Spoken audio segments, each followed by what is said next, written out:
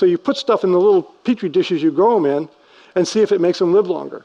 And people have been, the holy grail of the drug industry is to find a longevity drug, something that makes these things live longer, that doesn't have toxic side effects, and we can feed it to people and make people live longer. Well, they put beta-hydroxybutyrate in the culture medium, and they live 26% longer. 26% increase in longevity. We're not talking about ketoacidosis, we're talking about nutritional ketosis. It's not dangerous.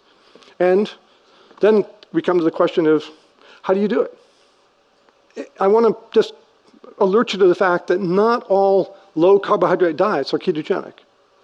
That the more carbohydrate you eat, the less ketones you produce. That's going up vertically. The more protein you eat, the less ketones you produce. And if you look at the range of diets that we eat, at the upper side here is the Ornish diet. I don't know if you know about that, but it's a doctor in California who believes that basically vegan diet with very low in fat, involved with including exercise and meditation and stress relief, is the ideal diet for all humans. And there are people who thrive on this diet. What we call the standard American diet, but when I went to low carb down under, we called it the standard Australian diet. And this is the industrialized, refined, high refined sugar and fat diet, sugar and carbohydrate and seed oil diet up there. A Mediterranean diet is just kissing on the top side of a low carbohydrate diet. The paleo diet over here tends to be about 30% protein. And the only way you can get into ketosis dependably is to stay under 10% carbohydrate and maybe up to a little over 20% as protein. And this is daily energy expenditure, by the way. And what's not shown here is fat, but if you add up the carb and the protein, then the difference is fat.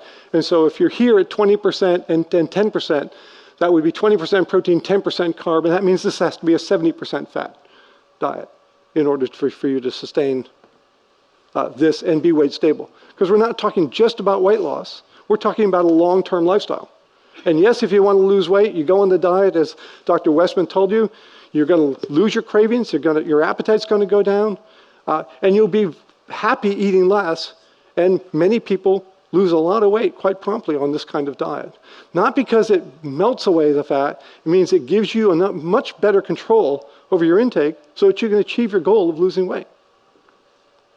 And let's kind of look at that, because this is important. It's not one diet, say, here, eat this, and Dr. Westman, to his credit, gives you page 4, which has the things you can eat, and says eat enough of these as much as you want. But he doesn't say eat exactly this many grams and that many grams.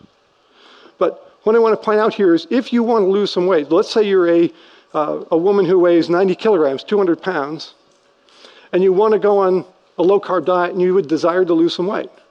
If you go on this diet and your cravings and your appetite are markedly reduced, then even though you're burning 2,800 calories a day, you might only take in 1,400 calories a day. And that would give you a deficit of 1,400 calories a day, which means you lose about 2.5 or 3 pounds, about a little over a kilo a week of body fat. And we show that with this pie chart here. And I do something different here because I show not just your dietary carbs, your dietary protein, and your dietary fat, but I show your body fat contribution.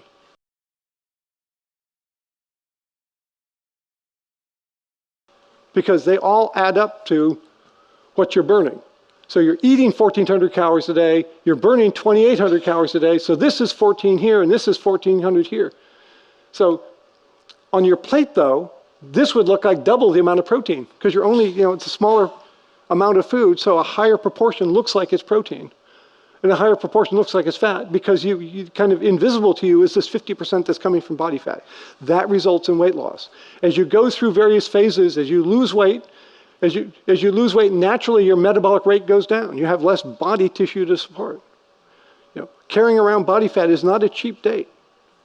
Every time you move, you have to move it. And if you weigh 20 kilos less, if you drop from 200 to 160 pounds here, you're going to be burning less calories per day. But now you weigh 40 pounds less, you're getting somewhat closer to your goal, and so you tend to eat more because the signals in your body, the appetite is designed to save your life. You're not supposed to be able to just wilt away to nothing.